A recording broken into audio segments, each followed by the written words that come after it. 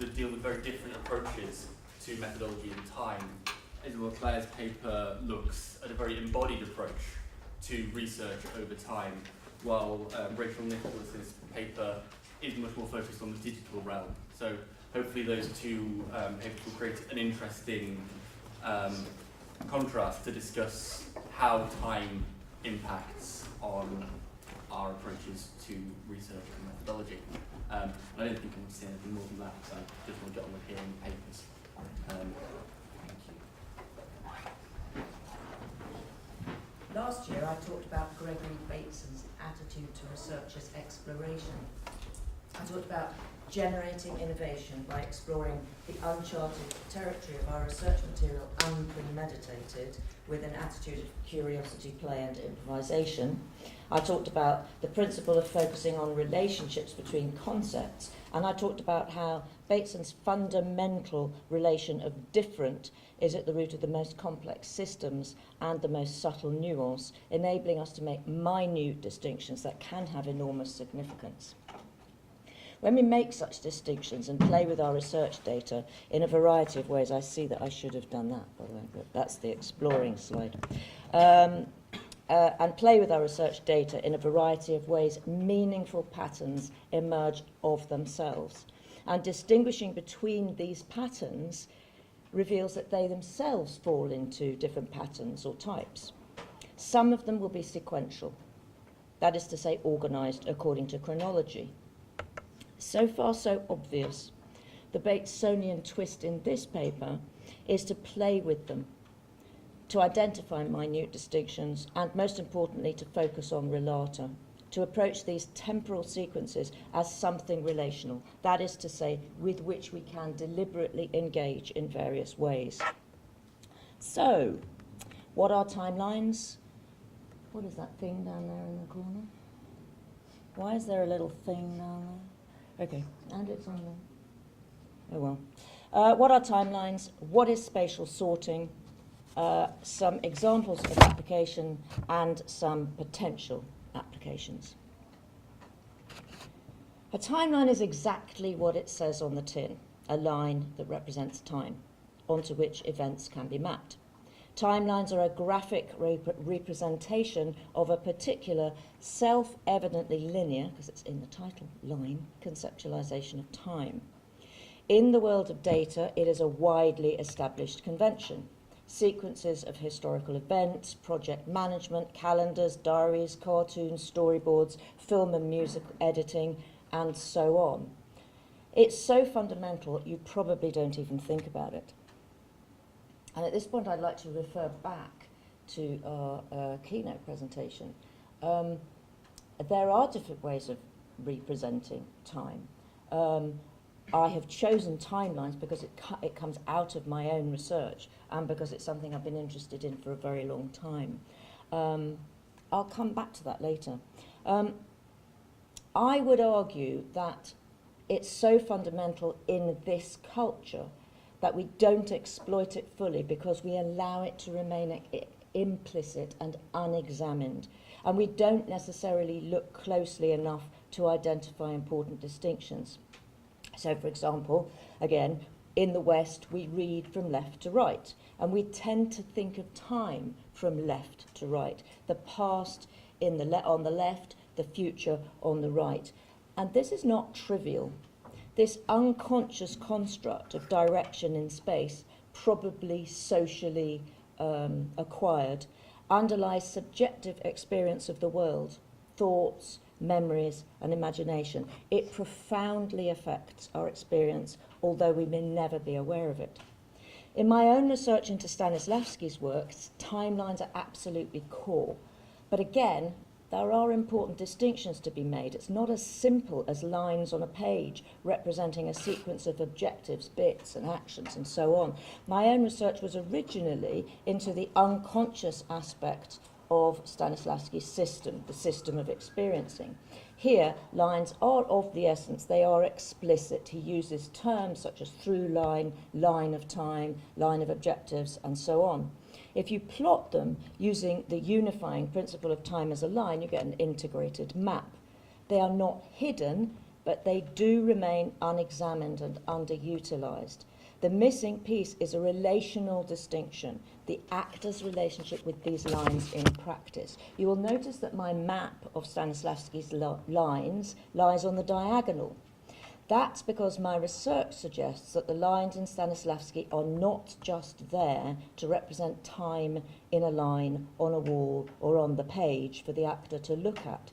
It's about the relationship of the actor with the line.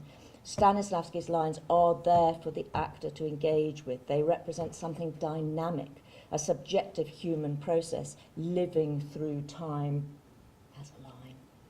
They represent an experience of time lived in space. The lines can be used to potentiate that.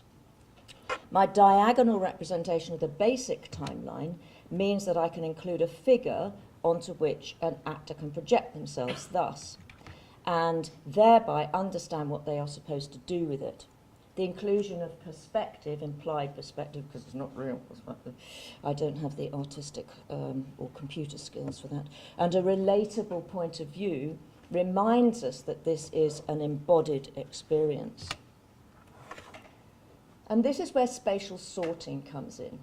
Spatial sorting is organising information in space in relation to the body. Here, it's about the embodiment of the line in space. This is the difference that makes the difference. This is how it works. I imagine a timeline on the floor, situating past, present, and future in relation to myself. If I was standing this way, I'll do it this way, talk over my shoulder, situating past, present, and future in relation to myself as I do so, and further distinguishing between being on the line and being off the line, and behaving and using language accordingly and consistently in these locations. I make clear distinctions between on and offline processes as I practice them. So, for example, if I'm Hamlet, for example, I'm playing Hamlet, I can say, oh, there is Hamlet's timeline. I'm going to do it my way around of the example. So past, present, future. Here he is in the present. He's troubled, things have happened, etc. I can talk about him on this line and say what a troubled person he is. I can do my psychological analysis, whatever it is. When I step on the line, I am Hamlet. My mother has married my uncle, and now I have just seen the ghost of my father, who has just told me that my uncle murdered him. Okay, so then I step off the line, because I'm already being affected by being, as it were, in it. Yeah, when I'm on the line, I'm in it. I can demonstrate this by using it to articulate Stanislavski's practice within this framework. So this basic timeline, which came out of my work on Stanislavski. I'll talk a bit more about the relationship between those two in a minute.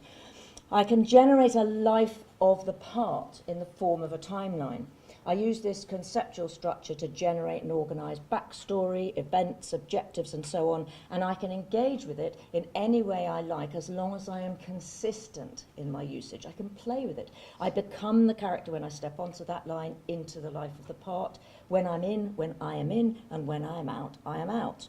And I make imaginative, subjective projections on the line and critical evaluations offline, providing a context for critical analysis without detriment to creative and imaginative process. The diagram I'm going to show you now reveals these unconscious aspects of Stanislavski's system. Given circumstances are envisaged as around the subjectively experiencing individual. Here we see the actor on the timeline, able to be selective about what they pay attention to. Here are the actors given circumstances, sort of like a tunnel as they go through the tunnel. And here are the selected given circumstances of the part. And the actor, the idea is that the actor selects a kind of attention field. We choose to limit our attention according to kind of a particular a sphere, as it were. Well, a sphere, tunnel, whatever you like to call it. Their own given circumstances do not disappear, but they recede out of awareness as they manage their attention field to focus on the given circumstances of the part. Here's the play with objectives and so on, physical actions, units, objectives, and a super objective out of reach for for them to be motivated towards. The important thing, once you understand this, if you think about Stanislavski in this way, you can think about objectives as being literally motivating in the sense of the physics, what the word means in physics, to be motivated, to move towards. And so here's another representation of it from the perspective of the actor. So again, you see super-objective is there, objectives and so on, so the actors. And here the actor is using if, I should say if here, which lifts them into the given circumstances of the part. And here's a way of thinking about objectives. Perspective, as you see, is literal and all-important. This distinction between perspectives solves a big problem when working. How acting students do muddle up their perspectives when discussing their work, especially when they're working, and how we try to get them to separate critical awareness from being open and creative, to teach them to get out of their own way. This spatial separation of two of the different aspects of that work allows them to do exactly this. When they are in, they are in. When they are out, they are out. I have a friend in America who was the director of the Stellar Adler Center in Los Angeles, and he does a lot of work with actors now on the East Coast, and he has been using my timelines. We met at the S-Word conferences, and he says that it is genuinely making the difference. That makes the difference, that actors are somehow liberated, his actors are liberated by that separation between the two perspectives, the spatial separation. So as for emotional memory, here's one way of looking at it. Here I am minding my own business on my terrace in Kilburn, when the sight of the lantern takes me right back to the Liberty Clipper. Here's another perspective using the timelines. You see the given circumstances of, here are the given circumstances, this is a different type of diagram. So in among the given circumstances there is something that, here's the present, that takes me back so that I'm literally capitulated back in time to a different location on the line. And I am now in the moment from the past. I'm seeing what I saw, hearing what I heard, feeling what I felt, even though I'm actually still in the present. In body, I am here and now, but I am not present because I'm not perceiving now. I'm perceiving then. I'm literally not present. Notice now how this is a model of the structure of subjective experience per se, within which Stanislavski's acting strategies are mapped. In his training, he actually precipitates both this basic structure and the way he wants the actor to use it. The Stanislavski system exploits the human system for the purpose of naturalistic acting so that the actor can live through, can experience on stage. The organizational principles of this map, such as the timeline and the attention field, can therefore be used to explore and manage other human experience. Here, specifically, other acting practices. We can articulate linguistic and conceptual data using a new type of detail. I'll show you a couple of brief examples of how this might work. This is from a wider study that is necessarily brief. Strasbourg required actors to generate a repertoire of several strong and well-developed emotional memories that could be triggered at any point in the performance. So you have, say, 7 key moments, and then you anchor them into the events that are going to happen in the performance. Interesting thing to do, I think. When you compare these practices, here you have Stanislavski's actor living through objectives and so on, juxtaposed with Strasbourg's, showing the Strasbourg actor living through the demands of the role, not the same as living through the part, showing the triggers and the emotional memories linked with them.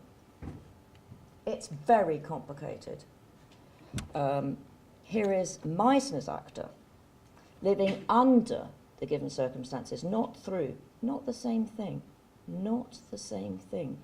When you think about what was said earlier about dream time and about time having volume, this is very interesting when you look at Meissner, whose focus is on observing and responding to the other actor, and Chekhov, whose actor has a triple consciousness, results in sensing the whole. I've put Chekhov's act. I've put both of these where the time, and I'll show you this the actor's relationship with time during performance. Stanislavski moving forward towards the objective, Strasbourg moving forward in all this complexity. Guess what I think about Strasbourg.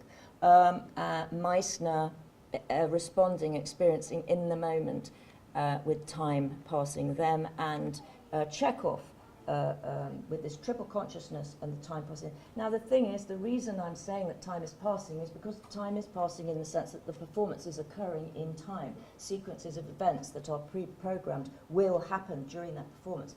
But somehow, both the Meissner and the Chekhov actor have a different sense of time. And I think what was said earlier about volume might particularly be interesting in regard to Chekhov. Here's another way of thinking about it. Stanislavski's actor, here, now, being. Strasbourg's actor, there, then, being. Meissner, here, now, relating. Chekhov, here, now, encompassing everything, the whole. Right. Now, this is the dangerous bit. Dangerous for me. I talked about exploration, improvisation at the beginning, and said how important it is for us to be able to do that in respect of our own research. I'm doing that now. I'm going to be doing that now in relation to this, because what I want you to do is unpredictable.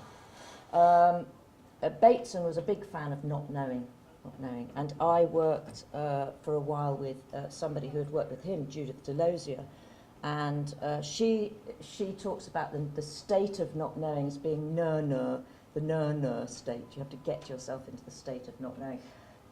This was particularly brought home to me this last weekend because I did a course with Andrei Maleev-Babel on Demidov, on the Demidov method of acting.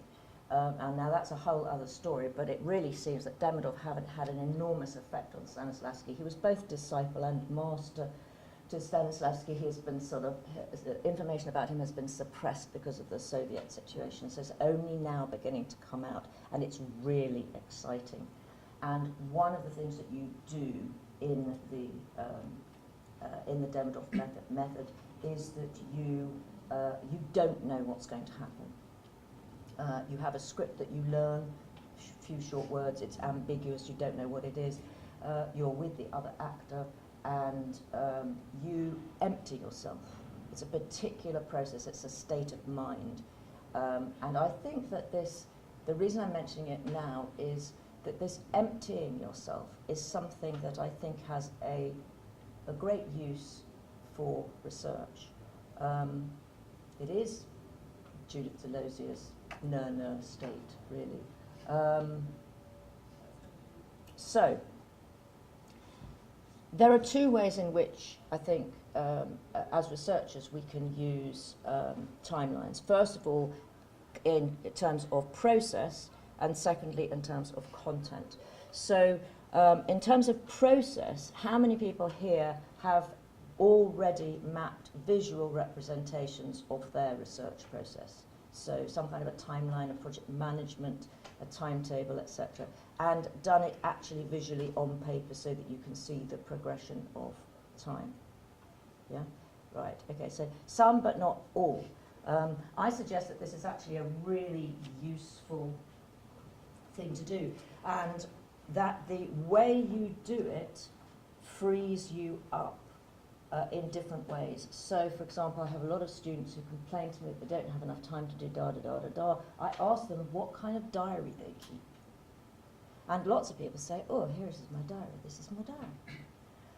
The problem with a diary on a phone is that it gives you no sense of space in your time. I used to have a diary that was made by Muji.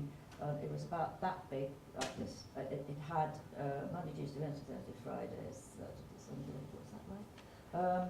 And it had, and it was big. It was like this. It sat on my desk. This was pre-computers. It sat on my desk. It was fantastic. However much I had to do, it didn't seem like too much because of the layout of the diary. I could see everything, but more than just see it, just, you know, literally seeing it, more than see it. I could understand it in my body. And I think that this laying out of project management, etc., is really, really important. So that's kind of one tip. You can also lay the timeline out on the floor if you want to do an exercise of your project. Here's my life. Here's the beginning of my research. There's the end of my research. What happens if I happens if I go to the end of my research and I step onto the timeline and I look back at what I've achieved and the difficulties that I had and the way that I overcame them and the fact that I am now here and able to look back on something I've completed. Yeah, what might you gain from doing that? It's certainly, if you have difficulties and writer's block or whatever it's called, that's an interesting way to overcome that. So the second thing is, and I think I have a slide on that. Yes, when you look back, everything looks different. So you can look, but you can look back now. You don't have to wait. You can look back now. There's an exercise where you go to your deathbed and sort of imagine what you've achieved and say how, I don't know, scary. So now the thing is to think about content. In terms of content, I think the most useful thing seems to be the ability to sequence complex information schemas and to identify missing information. Barristers, I recently discovered that barristers actually do the living through thing with their clients. They talk of themselves as though it's like, oh, hello, what are you up for this morning? Oh, I don't know, I did burglary in Croydon last week. You know, I burgled a shop, I did this, I did that. They use the first person. They don't say, I'm representing a client who. And this means that they can put themselves in the client's position and go, so then I put the kettle over there, and then you go, oh, okay, so then between the kettle and this, it enables them to really get into the mind of the... So obvious uses, historical research, creating or reliving lives, narrative clarity, living through imagined or historical lives, finding the gaps. In embodied practice, basic relationships with time and sequence, finding minute distinctions, particularly useful in very short sequences, things that seem to happen all at once. Get onto the timeline, find out what's really happening. Conceptually, sequencing has to be a possible organisational principle. What fits, what does not fit.